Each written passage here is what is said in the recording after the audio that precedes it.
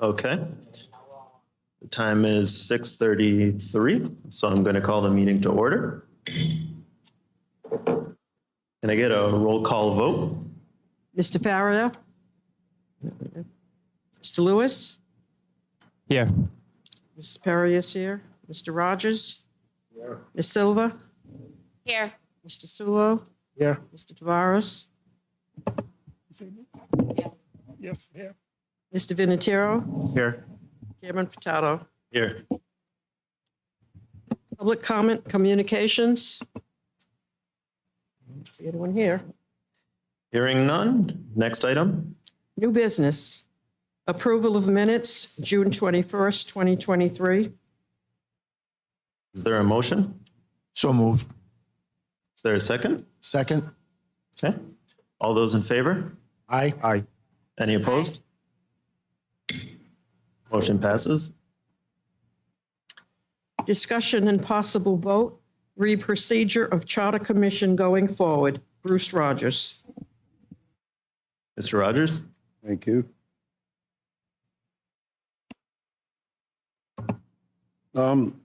This committee, and I'm going to try to be as quick and as precise as I can be. We can't afford to move forward the way we are going with this commission. The chair went and he spoke before the council regarding an issue that we hadn't authorized for discussion. I realized that the chair did apologize and that we all make mistakes. However, I think it was a very dire mistake that may have hurt this commission moving forward. With that being said, then I opened the reporter and the chairperson of the commission went on to be interviewed after the council, for whatever it's worth, had scolded him and said, "We don't like the way you spoke to us. We don't like what you presented." So with that being said, I want to reiterate, as I have before, that we are advisory to the city council. And whatever we do, whether I vote for it or I vote against it, and we present to the council, we're pretty much digging our own grave by saying, you don't know what you're doing. We want you to do it this way. I think we need to not do that now, to do that at the end, and let them do what they have to do. They will know exactly where we stand through these meetings and through our votes. And I just think that it's a slippery slope that we're getting into. And I don't want to see everything not put on the ballot on behalf of the people, because that's what this is, for the people to decide which way they want to go, whether we say, this is our suggestion, we don't like this. It's up to the people to vote on, but it is up to the council to put it on a ballot. I don't want to see us go through hours and hours, and this is hours and hours of work, as all of you who have been here will probably agree with me on that, to do all this work and to get it, and then to go before the city council, or to have this presented to the city council, and then for them to not vote for it because they feel like we're telling them what they have to do. If I was on the city council, I'd say, this is on behalf of the people. I'm going to support it. Let the people decide. But the city council and the way they answered the chair of this commission feel otherwise, or some of them feel otherwise. So with that being said, I think we need to form some sort of a policy where we say that when somebody, and this is for discussion right now, when somebody goes before the city council, whoever it be, whether it's the chair, and by the way, without having this policy, and Dylan, if you want to discuss this or disagree with me, without having this policy, I can go before the city council and I can say, here's what went on at the Charter Commission. Am I right, Dylan? You can certainly say it. The First Amendment doesn't prevent any individual from speaking to the council. You could set bylaws of this committee if you wanted. Even then, someone can still act in their individual capacity. Right. Well, I think if we, thank you, Joe. I think if we set a policy that whoever goes before the city council, and I personally think it should be the chair because the chair represents the charter commission, but I think it should be discussed beforehand of what the chair intends to say. And I think he should have the blessing of the majority of this commission. Because if we continue to go forward without that policy, anybody can get up there, and I will if I have to, by the way. Anybody can get up there and say, here's what went on at the Charter Commission. I don't agree with what the chair had said, or I don't agree with the vice chair said, or another commission member. And we don't need that. We don't need to have that back and forth up there at the city council. Or before the city council, because again, these are the people that are going to vote to either put on the ballot or not to put on the ballot, whatever we present to them. I do have a motion ready, but I'd like to ask a second question, if I may, which has to do with procedure, before I go forward. Can I ask the chair exactly what you mean by an up and down vote? What's meant by up and down vote to you? So the city council has the right as the legislative body per the Constitution of Rhode Island that any proposals for referendum that go on the ballot come from them directly. So we act in an advisory capacity, so we can recommend a change. And they can say, we want to accept that change, we want to reject that change. They can play with the wording on it. They can change part of it. So an up or down vote is just, or a clean vote as it's also known, is just saying to accept the exact language that we recommend and either approve or reject it. And Mr. Chairman, when would this be done? Would this be done on each article or as a whole? Again, in your opinion, because I'm sure we have to vote on it. That would be up to the committee. This committee. Yes. Okay. All right. So with that being said, how do we plan, if we do have a plan, or if you have a plan in your mind, to present this to the city council in its entirety after we go through the entire charter? So given the recent reception from the city council, I think it would be in the best interest of the commission to go through the charter as is. And then once we make all of our proposed changes that we want, we can then have a vote to transmit it to the city council as a final product. Okay, and if that happens and it's up to the city council to decide how they want to put it on the ballot, and if they put it on it in its entirety, it becomes like a U.S. Senate or U.S. representative amendment where things are added. If it goes as a whole, there may be things that I don't want to vote for, and I would have to vote against the entire charter change because of it. Well, that's determined, correct me if I'm wrong, Dylan, by the solicitor's office. They craft the questions. So the council's authority on how they and what they want to vote on, and the fact that it's their agenda, they can set it up any way they want. In order to get to the ballot, I need a resolution that includes both the language of the proposed charter change and the question as we want to present it on the ballot. The solicitor's office generally drafts those resolutions and formulates those questions. The questions are based on the content. Again, those recommendations would come from, in whatever format this committee desires, you'd basically be sending something in writing, and then whether or not it actually makes it to the council agenda for a vote is up to the council. The council's in control of their agenda. So through the chair to the solicitor. So the changes of the word "the" and the word "now" and the word whatever words we changed in particular articles, will that have to go on the ballot in order for it to be approved? Every change, yes, Every change. yes. Does anybody agree with me that there are going to be people out there that are just going to say, this is ridiculous. I don't like that. I like everything else, or I like 2 items, but I don't like this. If the council does, and we have no control of that, if the council does put this on in its entirety, they may very well vote against the entire changes of the charter if in fact they don't like 1 item.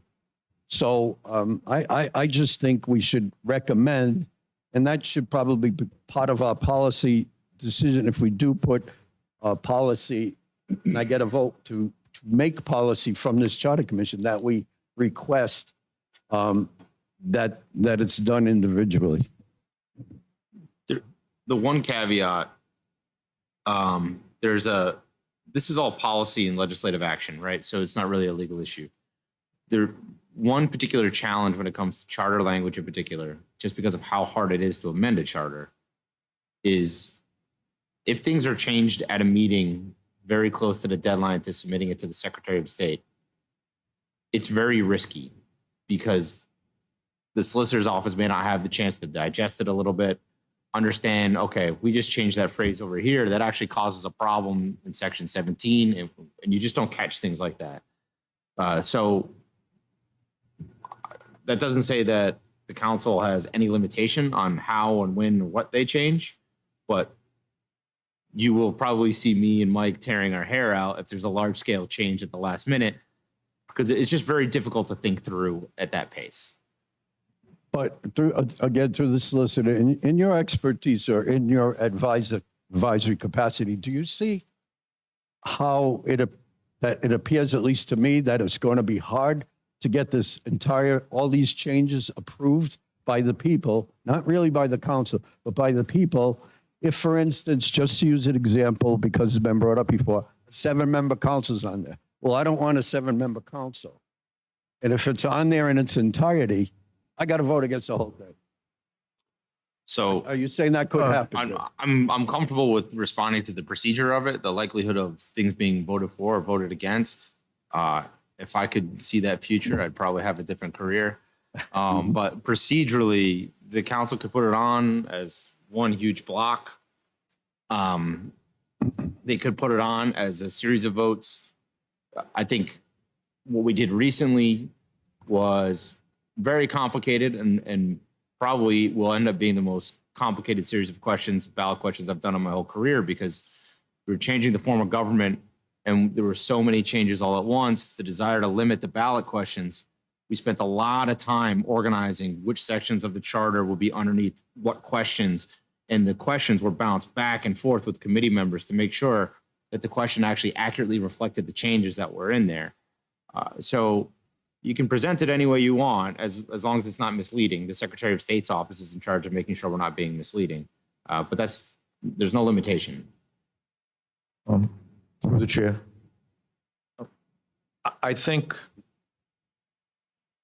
the solution to the problem is going to lie with the city council and how they not receive our proposals, but how they create the ballot. If they create the ballot with an approve or a yes or a no for each of our changes, then it's not all at once. And that's all a creation or the work of the ballot. I don't foresee a ballot where it's check one box for all the changes. I just don't see that happening. But again, that would be the council's creation. Thank you, through the chair again. But that's a big if, Manny. That's a big if. And by creating a policy, we had the chair, or if the chair says, I can't make it, will you go vice chair before the council?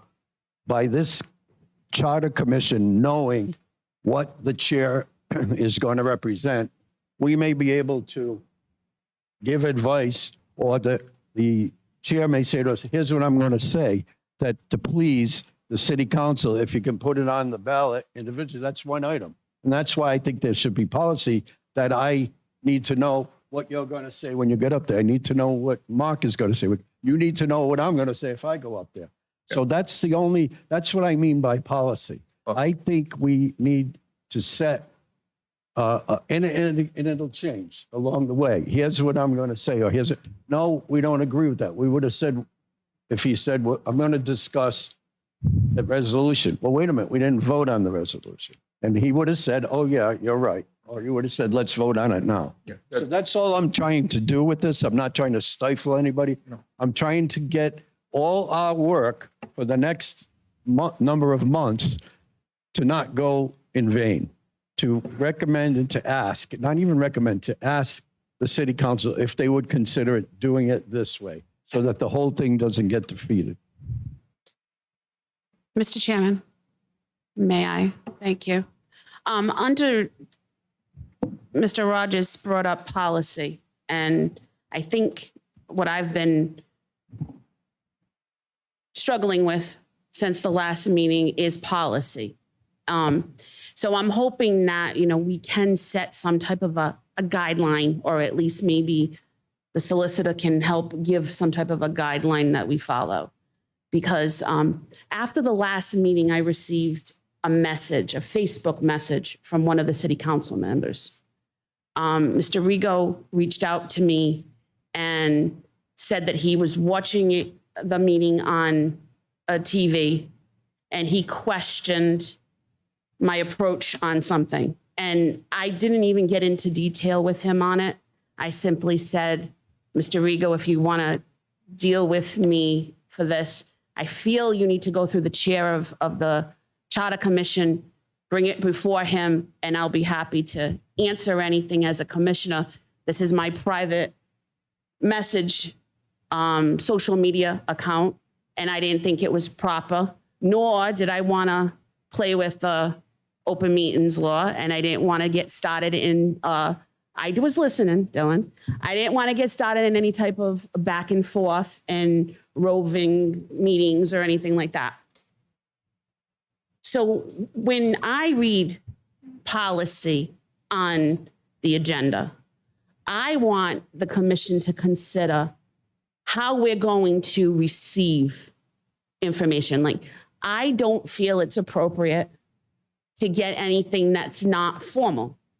And that you might disagree with me. There might be some state law that says I'm wrong. But if you want me as a commissioner to read something, I want it on paper in front of me. I want it to go through the proper procedure. I want it to go to the chair. I want him to look it over. I want him to feel comfortable enough that if he's not, he can go to the city solicitor, ask it, and put it on the agenda for us to discuss it. I think that that's fair to all of us, because we should have the right to look at anything that we proceed. I'm not against the council. I think that this whole procedure will work best and won't be a waste of our time or theirs if we follow some type of decorum.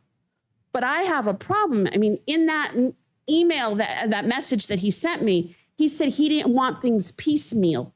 I don't know what he meant by that, because they're not giving us an opportunity to go step by step to be able to present a full body. Granted, I didn't engage in a conversation with him, so maybe he would have explained that, but I didn't think it was appropriate. Just like it comes back to the time when our council, our chairman accepted a councilman's text. And that was my concern about that. Not that I was against that councilman. My concern was you were setting a precedent. It's okay for him to text you. Well, now our council thinks it's okay to private message us. And I think it gets very shady water and very mucky when you're dealing with open meeting laws, you're dealing with different ethics and possible violations and stuff. I don't want any of us to be in that position. So that's why I'm in favor of a policy. Now, I know the city solicitor keeps on saying bylaws. If you want to call them bylaws, then fine, call them bylaws.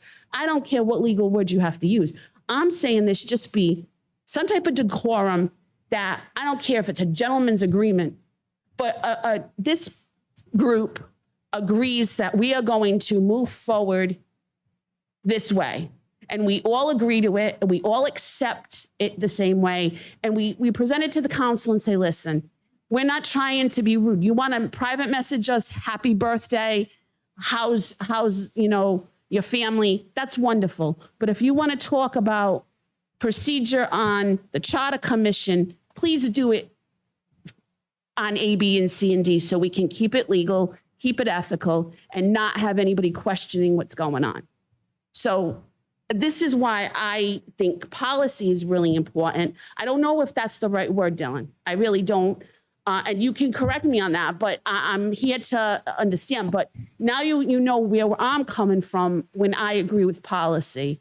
And I hope that the commission understands where I'm coming from, because I think it's something that needs to be addressed. Through the chair. Hold on one second, Bruce. We just haven't noted in the minutes that John showed up. We just haven't noted in the minutes that he showed up. Go ahead, Bruce. All right. With that being said, I think at this time, I would like to make a motion. And of course, if it's seconded, we could continue the discussion. I'd like to make a motion. This is not, I want everybody to understand, this is not to try to stifle anybody.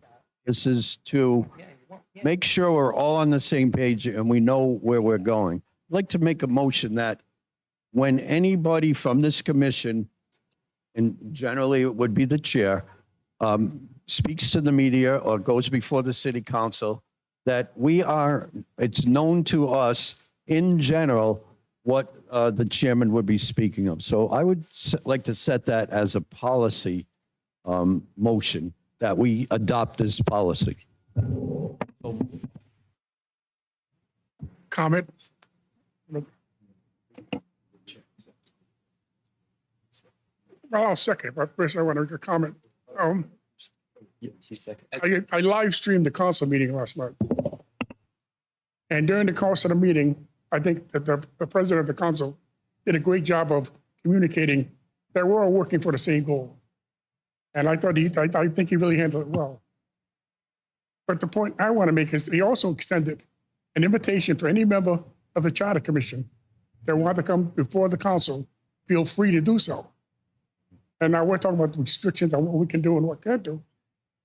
I don't think we should be anyways, but he did extend that invitation. Excuse me, Mr. Tavares, we can't hear you down there. Could you bring that microphone a little closer, please? Thank you. On that note, I believe you seconded the motion as a preface to the commentary. This thing's making a lot of noise, so I'm having a hard time hearing. Sorry about that. Should I start over? I'm okay. As long as there was a second, your commentary can continue. Okay. That's all I have to say.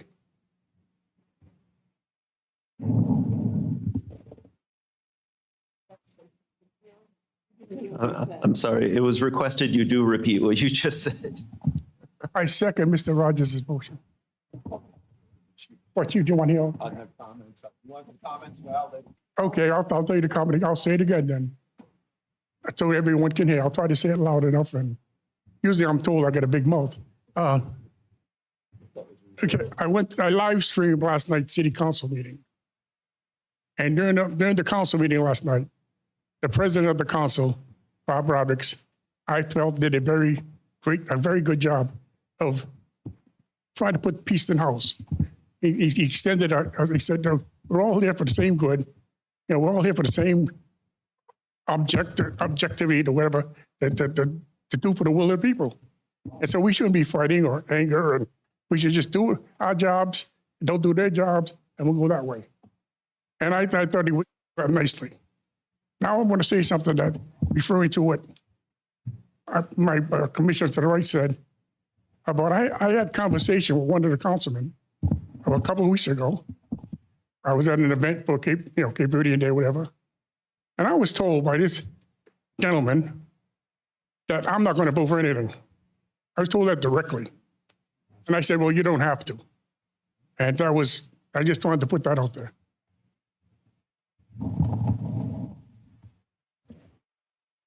Chairman, I may be out of order, but I just got in. I had a doctor's appointment in Boston, drove quick here, obviously the traffic.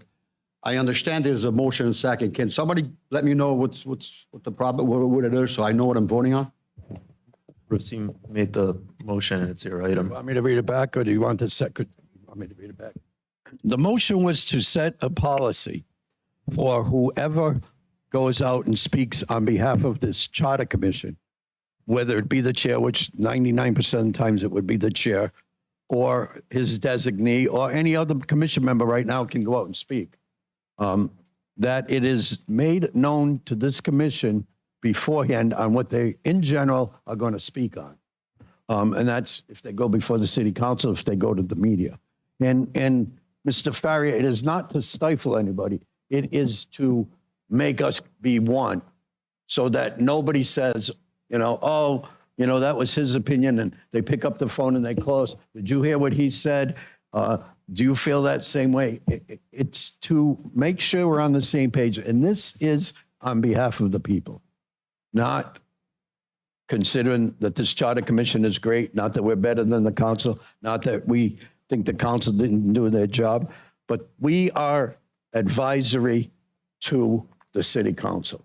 So my motion was to put a policy in play to have whoever speaks on behalf of this charter commission, to let this charter commission, before they go out and speak, become aware of roughly what they're going to speak on. And it was seconded by Mr. Tavares. I think what you're saying is, the only thing is, in other words, what I read here that you had, there was not necessarily a policy, but a procedure. Right. So this is only to speak at the city council? If anyone approaches the city council to meet, goes to the meeting, is that what it is? Because I'm not, a little more clarification. I'm still a little. Whenever anybody from this commission represents us, however it be, the media, the city council, out on a park bench, standing up, I mean, one-on-one, you can't control that. But when any of us speak, John, about commission issues, whether we say it or not, it's saying that we are representing the commission. Okay. So I think this commission should be aware when I'm going to go out and I'm going to say, I'm going to go and I'm going to talk to the city council, let them know this. Or, like I said, 99% of the time, Mark was elected the chair by the majority. It would be Mark that would go out and speak on behalf of the Charter Commission. I, for one, would like to know what he plans in general, because there probably will be questions from the media or from the city council in general, what he's going to say, so that it doesn't happen where we have a resolution that was tabled, discussed. And again, I'm not trying to step on what Mark said, because he did apologize. I'm just trying to say, I'd like to know before I get phone calls, or any of us get phone calls, or people come up to us in person and say, do you feel that way? Why were we told this? Why were we told that? I'd like to know this is what he's going to say, so that I may have some influence and say, Mark, I don't think you should say that. Or Mr. Chairman, I don't think you should say that. So.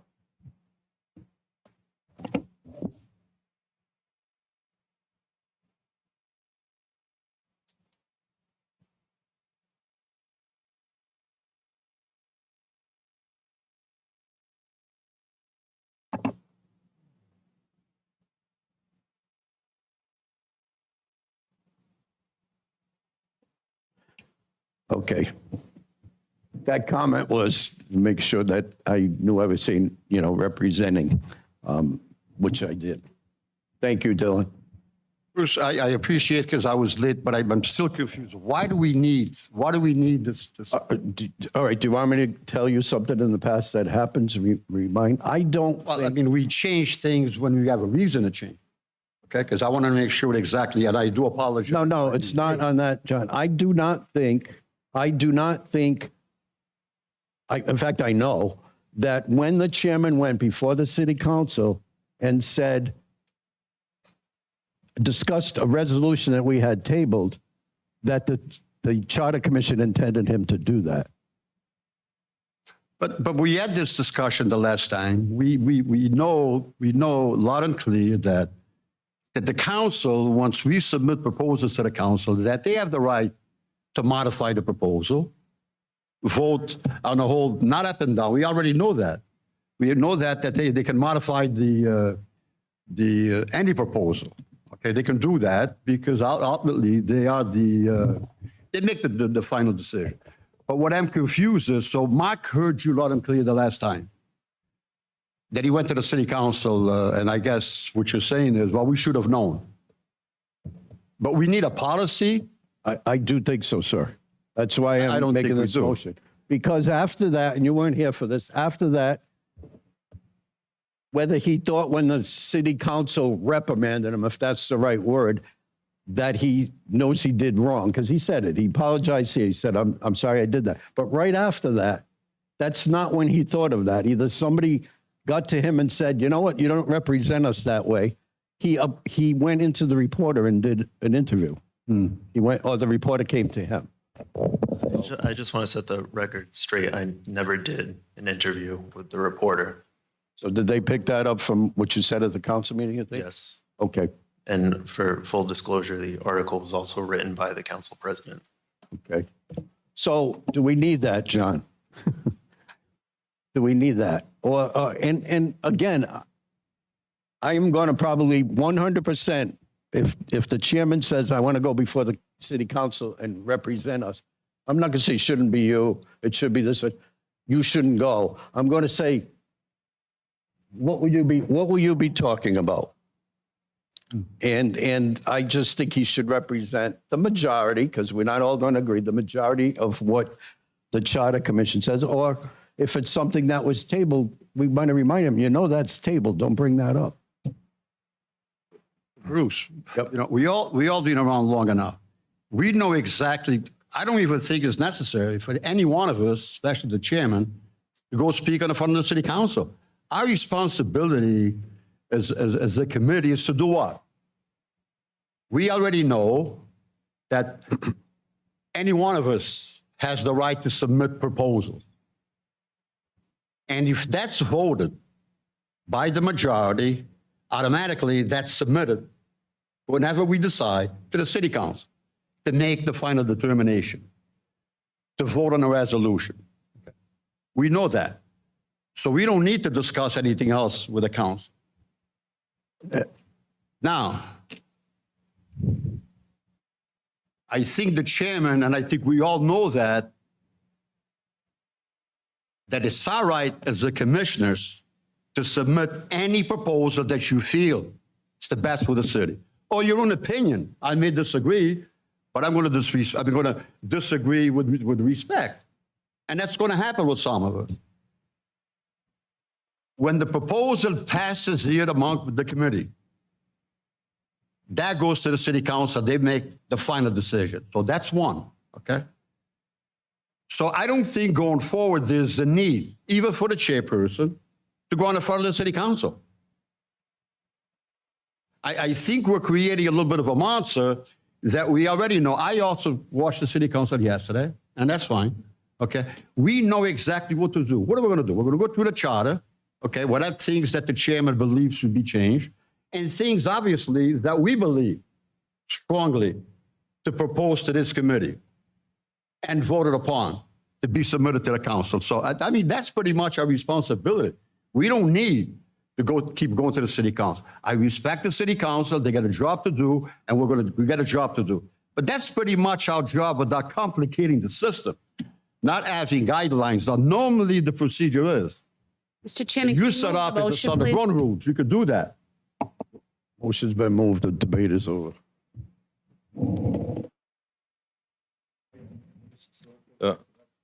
If I heard correctly, there was a request that the motion be moved. If the chair wants to call the roll. Can or I get a clarification on the precise language of the Sure. motion? I understand it to be any presentation by a member of the Charter Commission in which they are representing the Charter Commission before they present to the media or to the council. The Charter Commission know ahead of time roughly what they're going to say. So it's in the capacity of official representation of the Charter Commission that the Charter Commission is requesting that it be informed prior to that occurring. And so do you know, is this a policy of typical of like a city council, a school committee, any other kind of committee, commission? If, to the extent that it's just someone is speaking on behalf of a collective body, that collective body functionally authorizing that first, that's a relatively common phenomenon. The First Amendment doesn't allow the prevention of any member to speak to the council or to the media as an individual. So this motion doesn't control, First Amendment speech as an individual, but speaking on behalf of the commission, when you're representing the body as a whole, it's my understanding that this motion is really requesting that you have the permission of the body before you speak on behalf of the body.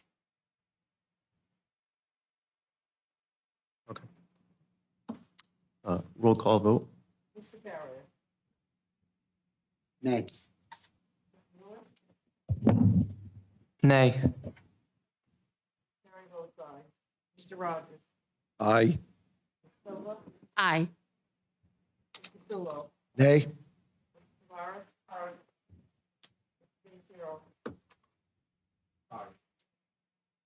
Aye. Nay.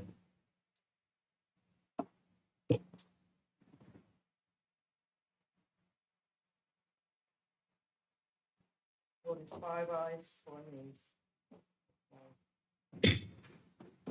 Thank you.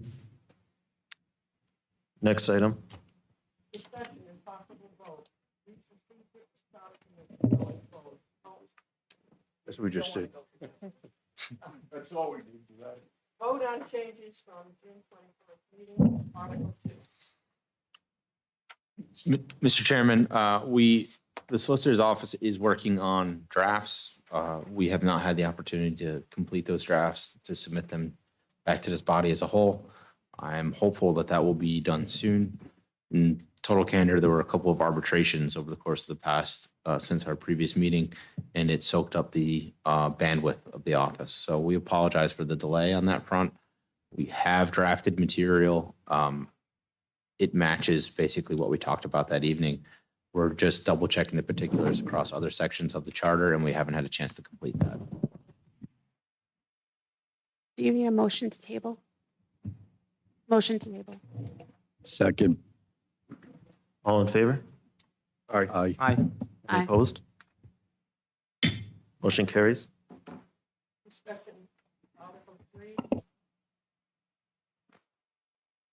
So now we finally made it to the third article. So I'm hoping this one is relatively quick.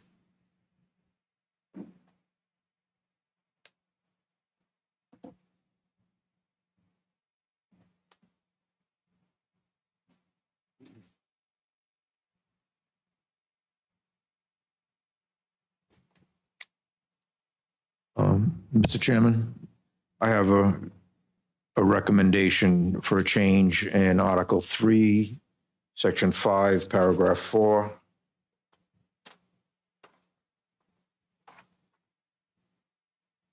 That's under the powers and duties.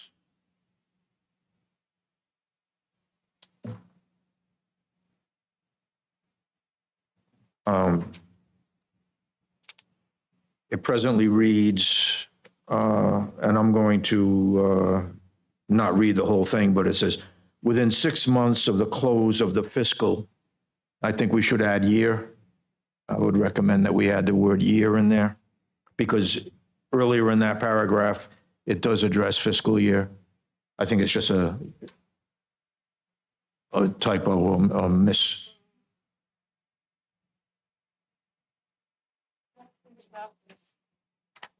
This is Section 3 3-5. -5-4.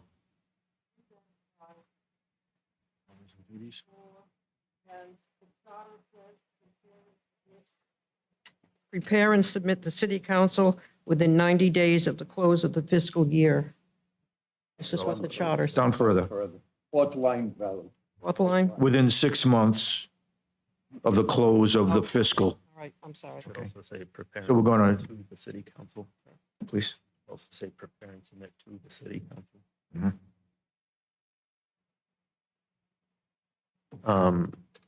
I would also suggest just from a timeline point of view, since we changed the form of government and we can delve more into this when we have Malcolm here for the next meeting.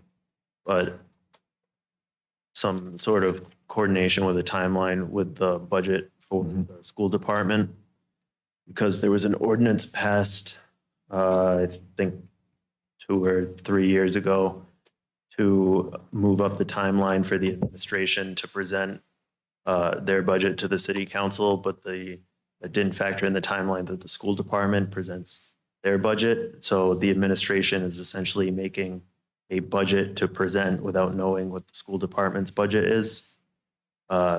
And I'm not saying that we should or can force the school department to move up their timeline, but just if we could wait until the administration and the school administration can come up with some sort of timeline that is feasible for them, and then take that language and put it in for a timeline in the charter. That's my only concern. The only thing is that this section deals with at the end of the fiscal year, not the beginning. So it's, making a report on what you've already expended, and that budget year is closed. Okay. Do we have to vote on that proposal? No, not yet. All right, now, section, again, we're in section 3, 355. At the end of the first line in that paragraph,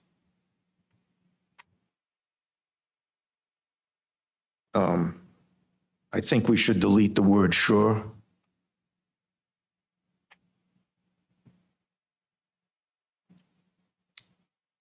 And therefore it would read, keep the council advised of the financial condition and future needs of the city and make recommendations as may seem to him or her desirable.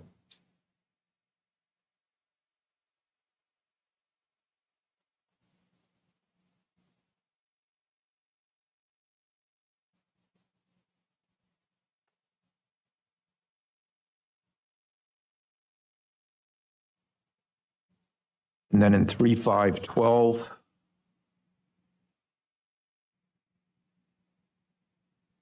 perform such duties as may be required of him or her by ordinance.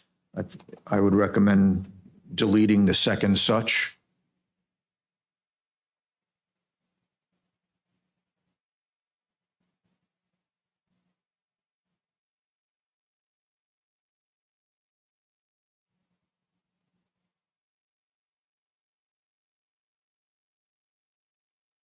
Those are the recommendations I have. This is delete such, is that what it is on, The second such. okay. That's section 12, correct? That's 3512.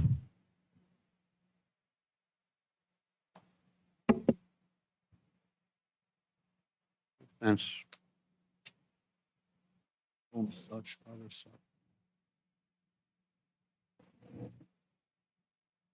Mr. Chairman, do you need a motion on those changes? Not yet, in case we make further changes, we can get all the language. And ideally, at the next meeting, we can also have the language from the previous meeting, and we can just vote on all of it at the same time. I think it's more convenient for everyone.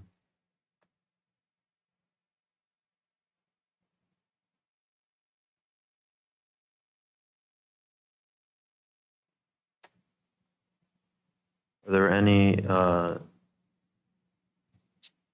changes to this section under powers, which is 3-5?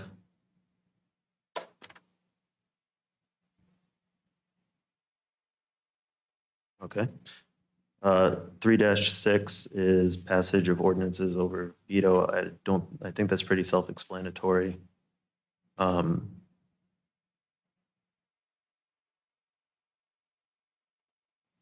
Same with 3-7, temporary absence. 3-8.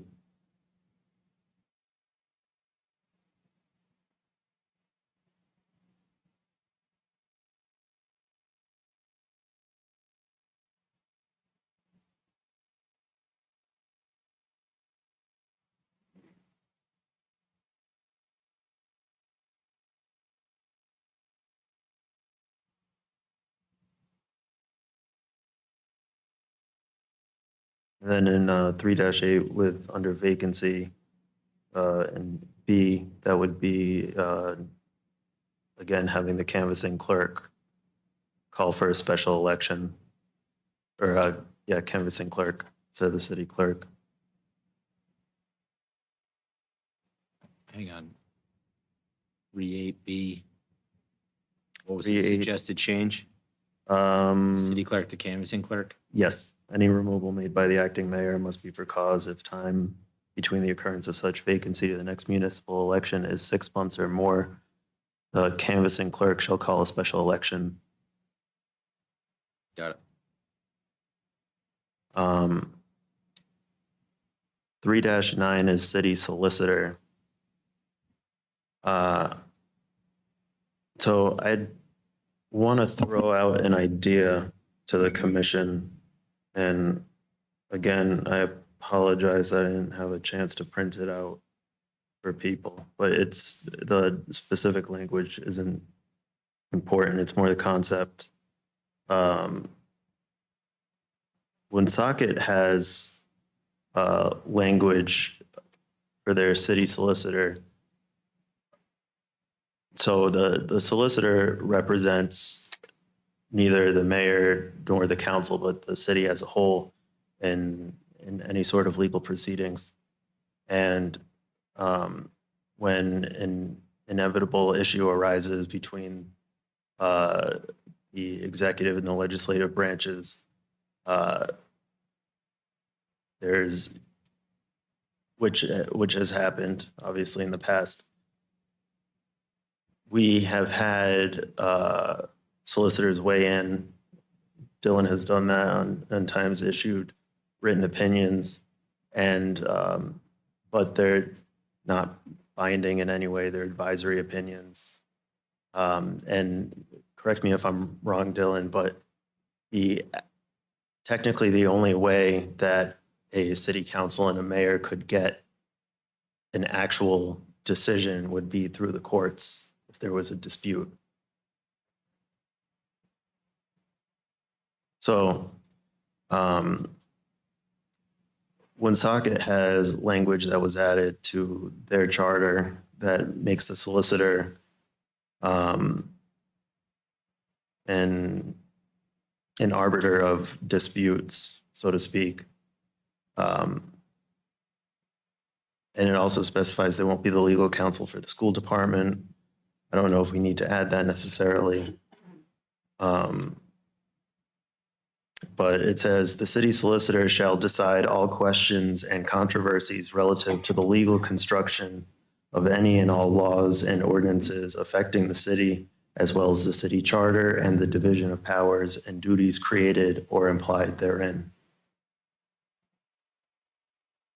So in an effort to get clarification, seeing as we do, I'm still going to call it have a new form of government. Just want to see if the commission has any appetite for having a solicitor issue an opinion that is somewhat binding. I don't know legally how binding it is. It would depend on the language in the charter. It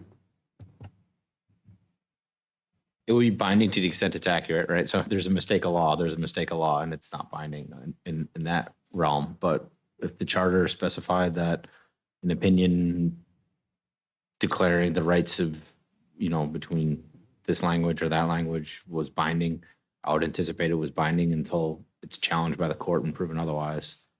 I have not practiced in a community which has that language and have not issued an opinion to that effect. I do issue legal opinions upon request.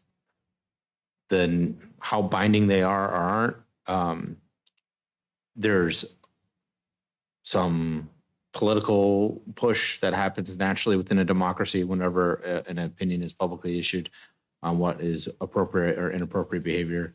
I think more to the point, though, from a legal perspective, there's a difference between making a mistake and knowingly and willfully doing something wrong. So once a legal opinion is issued, let's say it says you can't jump over watermelons on a Sunday, right? And that's the opinion I issue. And you jump over a watermelon on a Sunday after I issue that opinion. That's a big difference between jumping over a watermelon on a Sunday and not knowing you couldn't do it. So the binding nature is the increased liability of it being a knowing and willful violation of some provision. Through the chair. Dylan, isn't it, well, wouldn't you feel that if there were a dispute between the mayor and the city council, that the law department would kind of split, like assistant solicitor would act as an attorney, say for the council, and the solicitor would act as the advisor to the mayor? I love this question. We're getting into the absolute minutia of who is the solicitor's client, because the attorney has a lot of professional responsibilities to the client. The client, in our case, is the city of East Providence. We try to understand the will of the people of the city of East Providence based on the people that they've elected, the council and the mayor.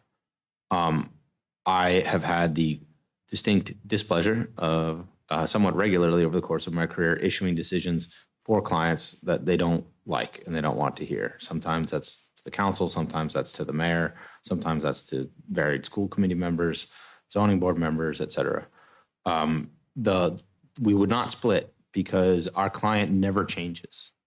No matter how or what the dispute is, even if it's a dispute between, there's two members of the council that believe one thing, two members of the council that believe another, and then one member that believes a third. I don't have a clear majority in that phenomenon, so I don't understand the will of the people. And I will issue the opinion on behalf of my client, the city of East Providence. Mr. Chairman, I have a question also, and maybe the solicitor can help with this. I don't know if there's any place in the charter, but with that same scenario, being that this solicitor's office is for the people, then when we have disputes, and like in previous councils, we had legal counsel that was brought in from the outside that the people ended up in turn had to pay for because it was brought on by the council or the school committee, whatever well, just for the sake of talking. Is there any language here that protects us from that or the cost of it? I mean, I shouldn't have to pay for two lawyers if the solicitor is representing the people. Then if there's a dispute afterwards, and what's the standing for bringing in other counsel? Needs to be budgeted for. So it's the same as a cost allocation for any other consultant, anyone that provides a service. It needs to be budgeted for item. The person that does the hiring needs to have the authority to spend those sums in that manner. So without it being actually in the budget and without the authority for someone to be taking that position, it's functionally pro bono work. Something that does happen commonly within the realm of politics and lawyers is campaign accounts are used to pay for legal counsel. That's a phenomenon that occurs from time to time. Individuals, the same concept that we were talking about earlier, any individual can hire an attorney to do research for them. But in terms of the city paying for it, it needs to be budgeted and there needs to be the authority for the expenditure. Okay, is there any place that you've seen in other charters or any place that this commission should address that? Or is that just something that's known by law and it wouldn't have to be in the charter? It wouldn't have to be in the charter. No one has the authority to spend the city's dollars without it being appropriated. The chair. The solicitor, it's happened at a prior council where one council member wanted representation that was not the solicitor or the assistant solicitor. And he or she went out and obtained that on the premise that he or she is a council member and therefore is represented by whatever attorney he or she wants to be represented by. Is that the norm? I mean, I never had it when I was on the council, but is that the norm? And another council member did it as well, but they went out and they got their own attorney and said, wait a minute, you are going to pay for it. Yeah. Yeah, you are going to pay. They didn't work together though, man. It was two different issues. Was it a two different issues? Whatever. It was But it similar. was a minority of the council. It was either Yes. one member or two members who just went out. And there was an APRA.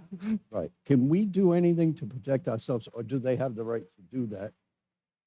I would think no, because there's no vote on it. No, no one can expend the city's funds without it being appropriated. Full stop. And that's not just limited to legal counsel. That's anything. The DPW director can't run out and hire a consultant unless it's budgeted and it's accounted for and it had the authorization ahead of time. Generally, those budget items are set by the council through the budget process. And then thereafter, those allocations can be spent by the administration as long as it's done appropriately within the confines of the budget. The legal community wants me to say otherwise. The legal community says anyone can hire us anytime you want and the city's on the bill.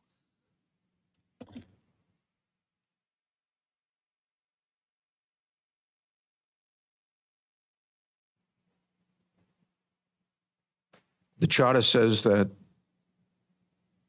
the solicitor is appointed by the mayor with the consent of the council. It doesn't mention removal.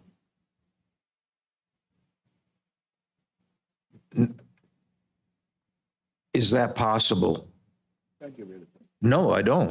But any solicitor is asked by, as Dylan said, his boss is not the mayor and it's not the council, it's the people. But the mayor and the council have egos.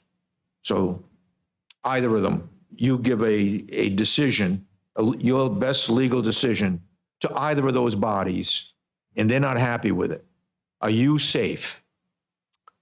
I don't know. I haven't really considered that in any detail. The general, without looking into the specifics, the off-the-cuff general rule of thumb, the legal principle would be the same way that you can take an action, you can remove the action. So the same way that appointment would occur would most likely be the same way that a removal would occur. I haven't considered it. The interesting thing for an attorney, for whatever it's worth, is if I give anything other than the correct legal opinion, forget losing the job, I lose my license. Right. So it's easy. It's an easy decision on our end. But and my other question is, would it require consent? If the mayor would. probably would. Let's say it was the mayor that wanted to remove you, would it require the consent of the council? Or if the council wanted to remove you, would it require the consent of the mayor? And I shouldn't use the pronoun you. Using that logic. If you're using the appointing authority, then, Then it would, yeah. I mean, if we want to put the language in. I don't know. I'm playing devil's advocate here. I don't know. I think it would, but I don't know. There may be other provisions. The city solicitor isn't exactly like a department head. There's specific language for department heads that we've put in. There's specific Yeah. language on employees that we put in. At will employees, yes. Right. I don't know sitting here whether or not that applies to section 3.9 without going through the other sections. Okay, thank you. Through the chair. Mr. Solicitor, the other thing that was in the old charter, and may or may not be necessary here because it's a different form of government, it always stated that the solicitor term ended when the term of the, in our case, it was when the term of the council ended. Mhm. So should we not put here when the term of the mayor ends? So that what happened when I left, actually, they kept my solicitor because they couldn't agree on the appointment of a new solicitor. And the way the charter was written, he was not eligible to make a decision because he was not the solicitor, because the term went with the council and the council president, who had the title of the mayor at the time. Is it dangerous to not have that in this wording, or do you not see it as necessary? There's case law, basically a common law theory that you serve for a commensurate term, and when the lack of a specification, it's not explicit here. You know, could a begrudged solicitor argue that it's still their appointment? Maybe. Additional specificity on that front, I don't have any objection to. I think you put together an interesting fact pattern. Something that I do like to point out is having the end of a term not be the entirety of the clause, but to add or until such time as the replacement is appointed, because you do want to make sure that there isn't a gap. So should we add that here, in your opinion, should we add that here, Mr. Solicitor? That's a policy decision. You can go either way. My only suggestion on the legal interpretation front would be, if you do put a set term, that you include the language that says or until their successor is duly appointed and qualified.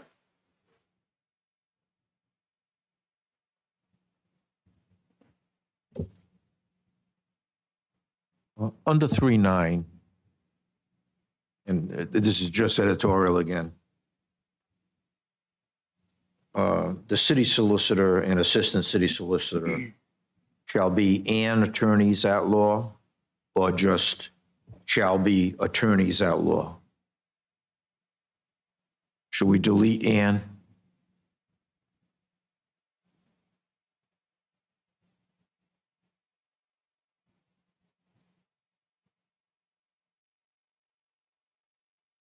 Yeah, delete and, yeah. Yeah.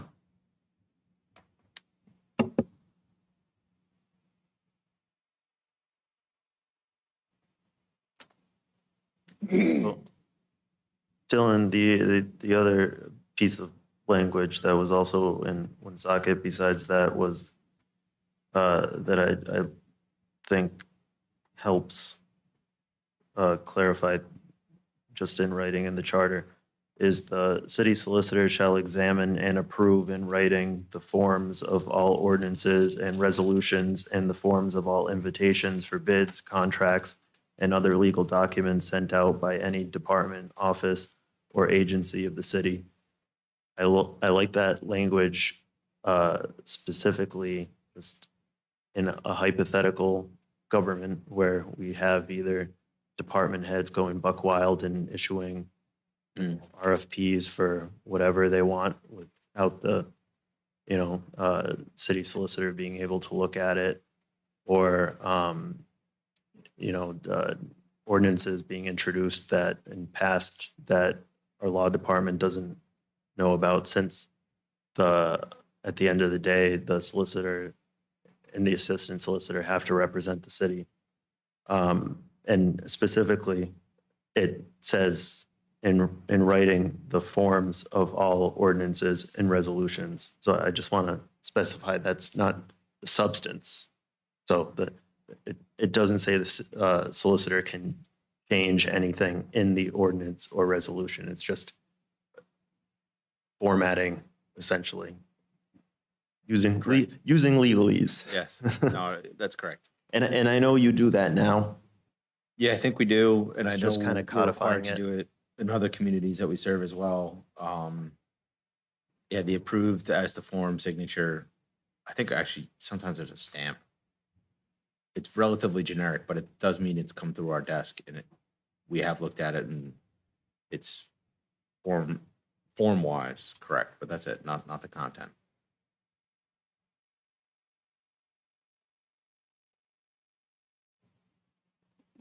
Mr. Chairman, is it possible for you to get that language to us for the next meeting?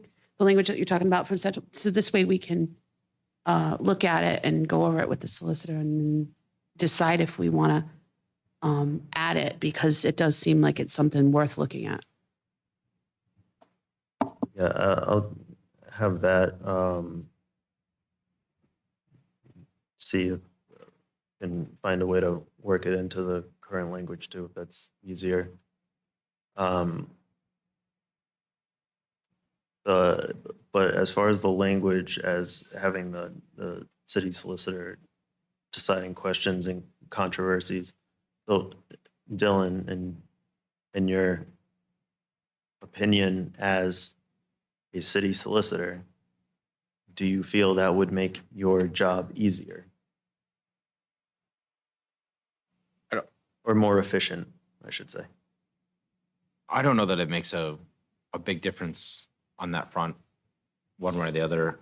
The fact that the charter has a reference to a specific document that will be created that then people would have to adhere to, maybe it creates an opportunity for clarity in a moment of strife. So there's always value in that. From the office perspective, if I'm imagining, there are some communities in which the council and the mayor do not get along at all. It's just open warfare for the entirety of the term. That could result in basically a constant issuing of legal opinions. So there's value in the sense that there would be clarity between the two parties based on the opinion. In terms of the amount of legal work being done, that probably goes up pretty significantly in that environment. That's certainly not an environment I've experienced in this form of government.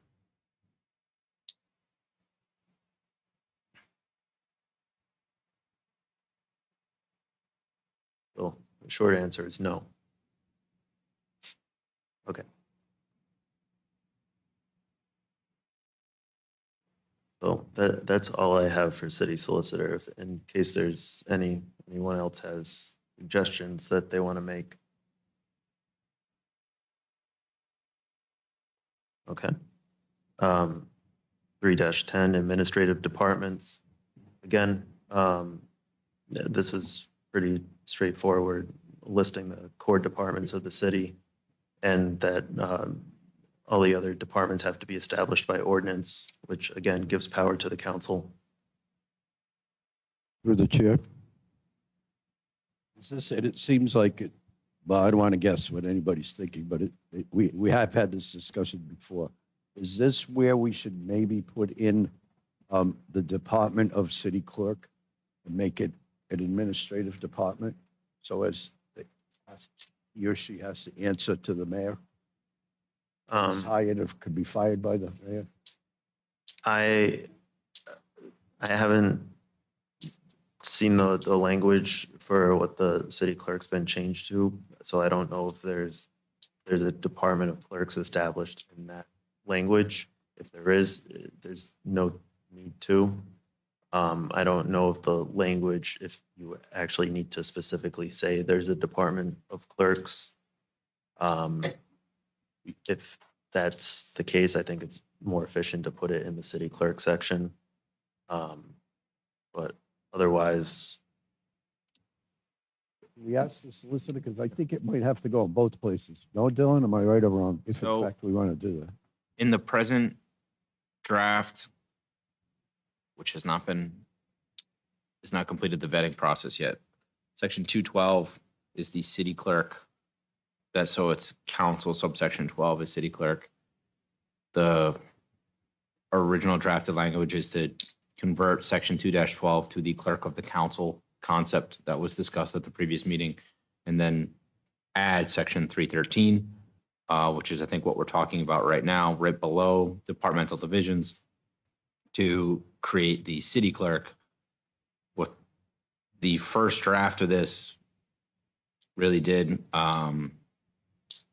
the kind of a classic keep it simple, stupid approach for our first concept, was it just took the city clerk language under 212, copied, pasted it, and dropped it in section 313. And then the new language, clerk of the council, moves into that 212 space.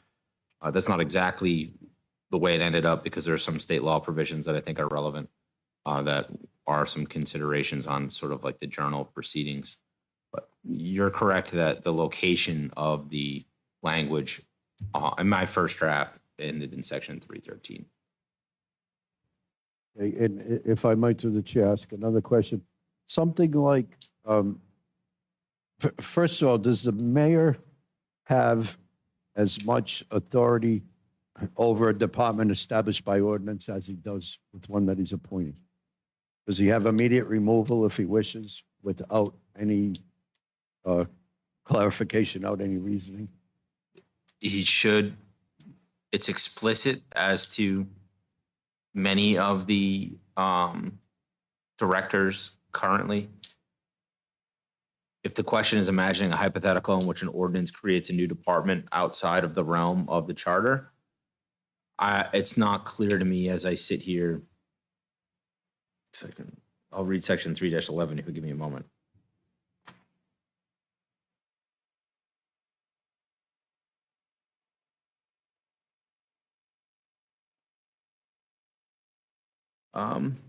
I mean, in section 3-11, it says control of the department subject to the mayor. So the mayor still has total authority over any department created thereafter. So a department established by ordinance becomes an administrative department. Mm-hmm. Is recreation one? Or how is recreation here? Recreation, I believe, it was established by ordinance. Yeah, I don't see it in the It is charter. a department of the, I think so. It's been a while since I read the ordinances. It must be. I mean, it's not elsewhere, so it must be. okay. Even the budget itself is considered an ordinance, so to the extent that the budget includes a department, even without it explicitly called out in the code of ordinances how that department is structured, if it's budgeted, then it's a department.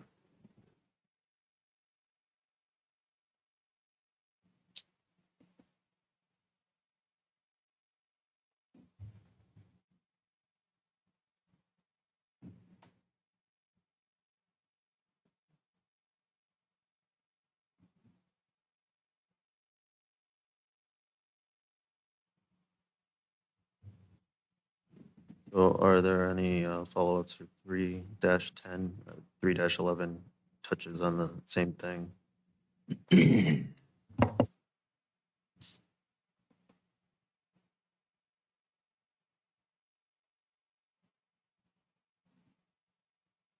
Um, 3-12.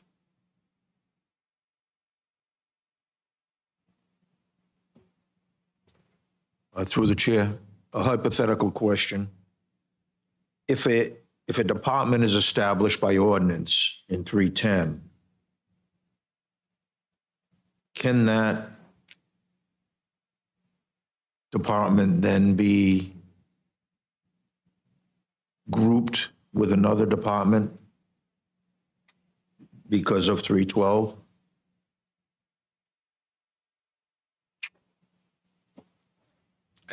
I could see that happening. And There may be to some- follow up on that, Yeah. would it require council approval? Because the council created the department through ordinance. Could the mayor then just have that department consumed by another department? So the language on 312, the work of each department may be distributed among such divisions thereof. So the mayor doesn't move the department around. He moves all of the work within that department around. The department itself would continue to exist as its own entity. But if all the work is sent to another department, then there's no department. Yeah, so I can touch on that a little bit. Okay. Just from experience. So when I was working for the city, we actually did something like that. We took the planning department and amended it into the Department of Planning and Economic Development. And so that changed the department head to the Director of Planning and Economic Development, and changed some of the functions. So you're amending the ordinance and changing some of the duties. So it's not creating a new department, but you are almost fusing two departments. And so that did require a whole new ordinance. It required an amendment of the ordinance, yes. So it would require council approval then. In that case, I'm just Yeah. going off of experience. I know, but it doesn't say it here. I think there would be a very high probability that any change of responsibility or duties as set forth by ordinance would require an ordinance. So if the ordinance creating the ice cream department says this department shall be in charge of all ice cream, no one else can make an ice cream decision without that ordinance being changed. So even if, when it talks about moving the work around within the divisions, who's responsible for what within the ice cream department is outside of the council's purview. But if it's related to ice cream, that department has it. That's within the council's purview.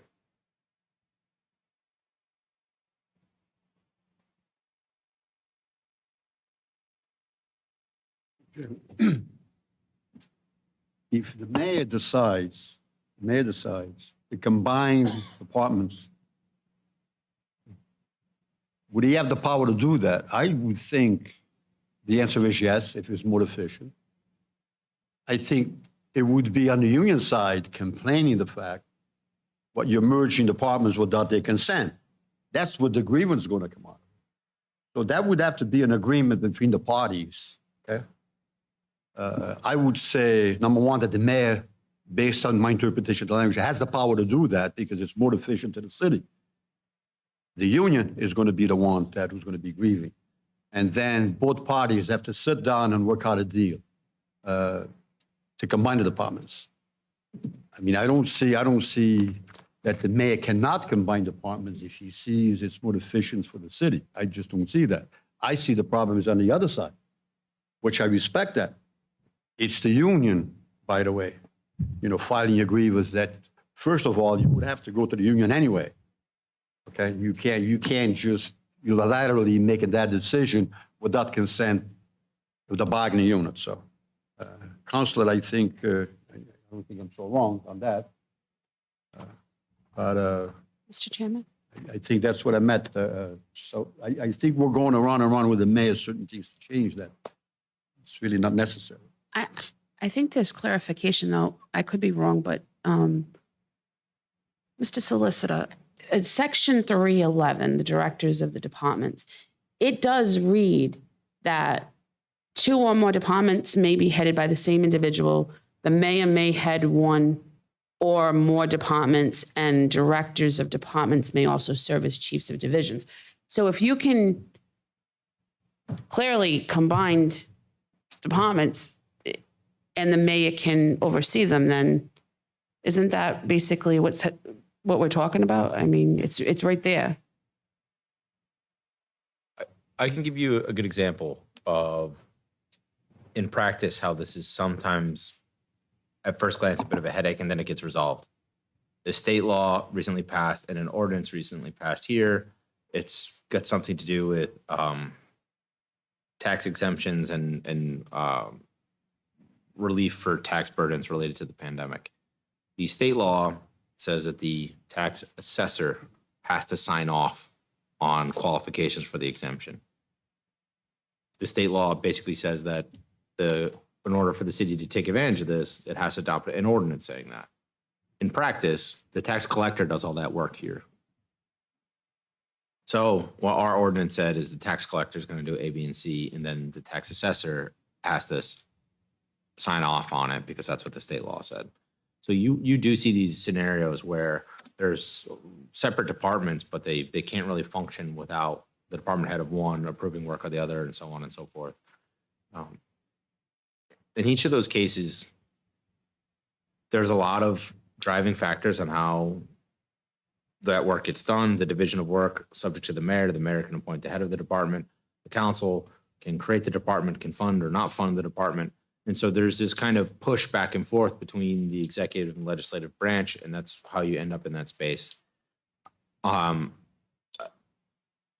Details like this, if there's a particular issue that we need to address, hopefully a department head would be making a recommendation to this commission. I'm unaware of anything like that, with the exception of the clerk matter, which we dealt with in detail at the previous meeting. Maybe it could be more clear. Sometimes from a legal perspective, the risk of unintended consequences is intimidating as well.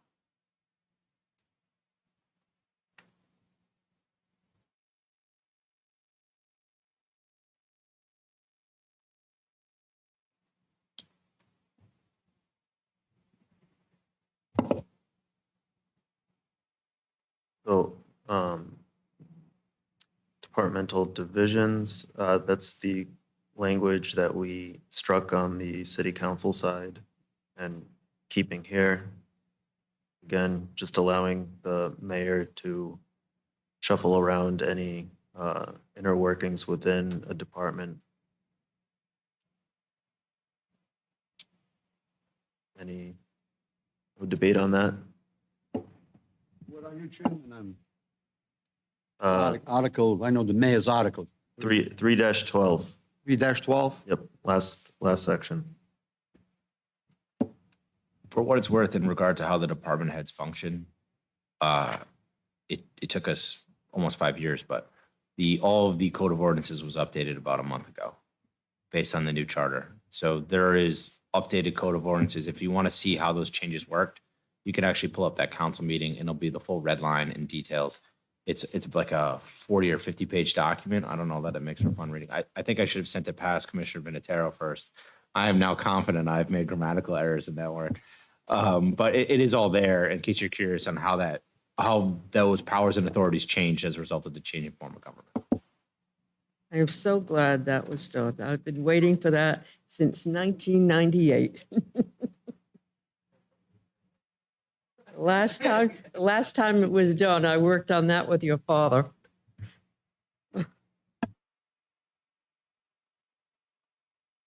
Okay, so that brings us to the end of Article 3. So the next meeting would be Article 4. I spoke with the mayor about having the finance director available. So we can ask him any questions. Again, that would be going back to the section on the audit. We can ask him about the budget, his duties as finance director, anything pertaining to that. In fact, if it's easier, if it's the pleasure of the commission, but if we want to, because I know the city's busy with its budget process, if we want to have the law department reach out to Malcolm and see if we can schedule maybe a special meeting to have him come here. And then at our next regular meeting, we can proceed with normal business. Does that sound good? Would you like that in the form of a motion or just ask Dylan to do it? I'm going to be making a formal request of a director, so if we could have a motion, so I can blame the commission. So moved. Second. All in favor? Aye. Any opposed? Motion carries. Okay, everyone's favorite. Next item. Is there a motion?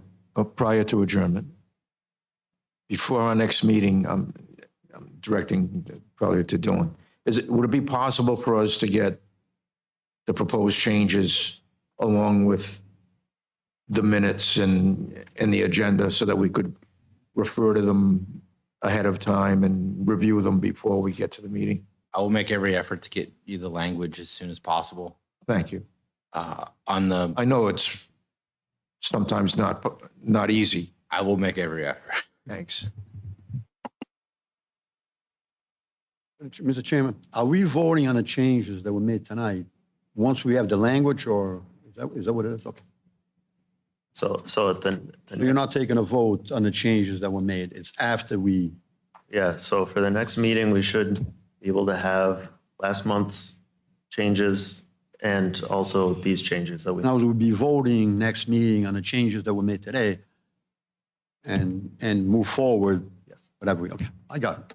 Mr. Chairman, do you need a motion for that to table that, or is it allowed to stand as? It can stand as, okay. do we have a motion to adjourn? So moved.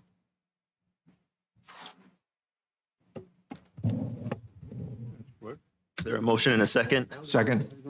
All in favor? Aye. Any opposed? Aye. Motion carried.